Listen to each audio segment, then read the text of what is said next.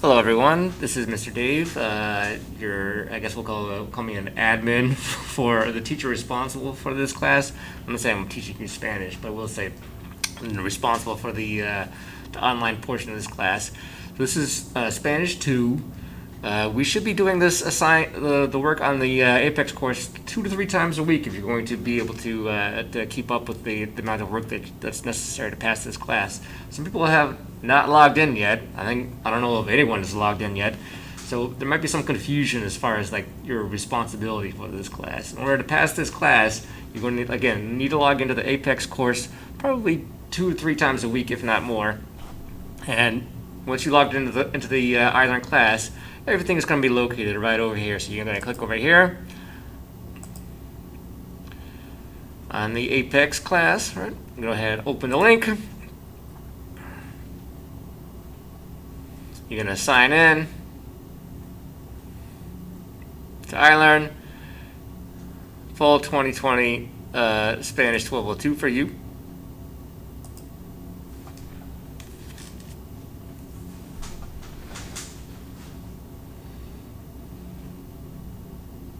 Start off with Unit 1, click Start. Click Start. Start off with media and entertainment. What do you think of when you see the phrase media and entertainment? The movies, the news, the theater, dancing, blah, blah, blah. All right. Of course, we will throw in some grammatical concept. The verb gustar is on your plate, which we know you're going to like. You will gustar, me gusta, all right? You will learn about important historical figures and events in the context of news items, and you will read some letters to the editor about a controversial topic. It promises to be a media-rific time for all. Continue. Overview. Click Start. Now it's important to read all these things as you go along. If you just click through, you're not going to remember anything. Then you're going to have to do the assignments over and over and over again until you pass it. It's much easier to pass the assignments if you actually read this stuff before you move on. So let's take a look. Extra, extra, las noticias, el periódico. Coming up, you'll explore the world of the news in Spanish. You will read a letters to the editor section of the Spanish language newspaper from California and 3 short articles on some recent events in Argentina. We've got some grammar. Use the preterite tense to tell about the past. Talk about likes and dislikes.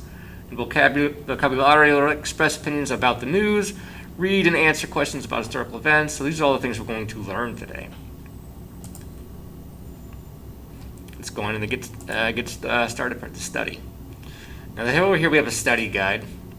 Click on the pencil over there, it'll open up for you.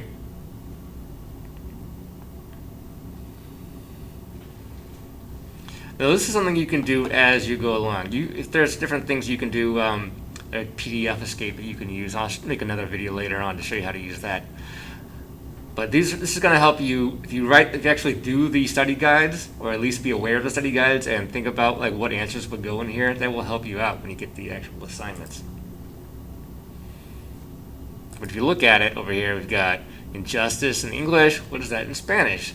La economía in español. And English, what is that? I'm guessing the economy. Human rights, what would that be in Spanish? Peligroso, what would that be in English? And so on and so forth.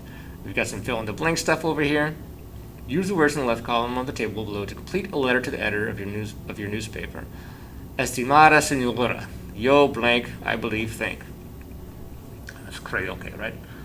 So you just fill in the blanks for these things over here. Now, if you have a printer at home and you want to print this stuff out, you can print it out and just write the stuff in. Again, the study guides are for your benefit. We're back over here, right? Let's click next. Then you're going to read all this stuff about las noticias, cartas al editor, then different exercises that you can get to. So you're going to go through over here. Now, the main things we're going to be worried about as far as your grades go. Let's pretend like we did this.